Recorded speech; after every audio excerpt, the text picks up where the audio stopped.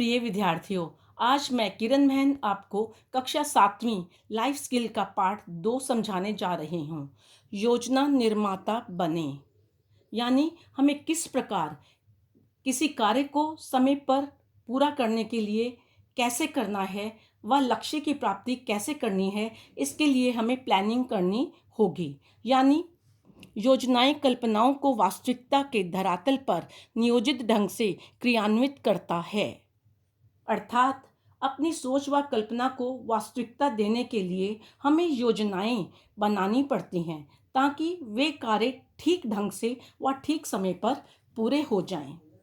आइए आज पुस्तक पर चलते हैं।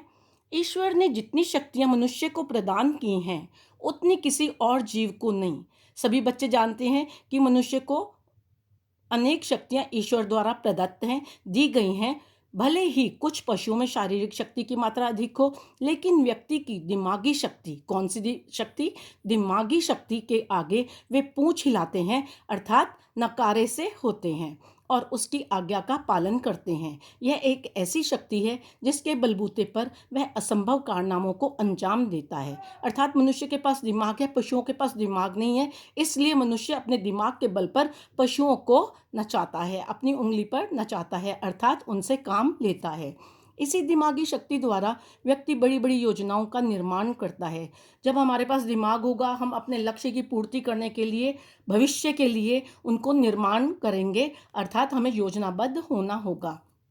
कल्पना लोक में विचरण करने वाला, घूमने वाला व्यक्ति इन्हीं योजनाओं के बल पर अपनी कल्पनाओं को, अपने सपनों को साकार करता है, उन्हें वास्तविकता के धरातल पर नियोजित ढंग से क्रियान्वित करता है, अर्थात बनाता है।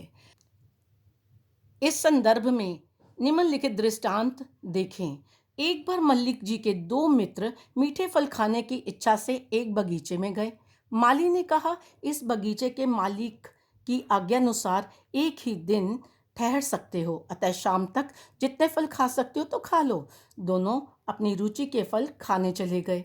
मल्लिक जी का मित्र तो उछल उछल कर पेड़ों पर चढ़ा और पेट भर फल खा लिए। दूसरा व्यक्ति फल खाते खाते बगीचे को अच्छी तरह देखता रहा। उसने सोचा, क्यों ना स्वयं के बगीचे का निर्माण किया जाए। अर्थात बच्चों, यहाँ पर वह फल तो खा ही रहा था, साथ में अपने दिमाग में प्लानिंग कर रहा था कि इस तरह का मैं बगीचा बनाऊं। क्यों दूसरों के फल खाकर स्वयं को संतुष्ट किया जाए। घर जाकर उसने गहन चिंतन किया, गहराई से सोचा, ताकि अपनी बुद्धिमत्ता का प्रयोग कर बाग लगाने की योजना बनाई। इस प्रकार उसने दूसरे के बगीचे से फल खाने की बजाय स्वयं के बगीचे का निर्माण कर स्थायी रूप से हल निकाल लिया। इसे ही योजना निर्माण की कला कहते हैं और डॉक्टर श्री R.P. मल्लिक जी इस कला में पारंगत थे। पारंगत अर्थात निपुण थे, कुशल थे।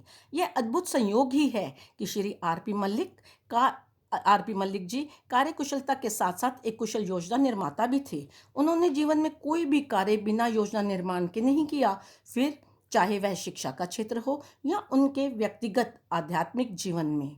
वे कुछ भी करने से पहले विश्लेषण मतलब एनालाइज करते थे।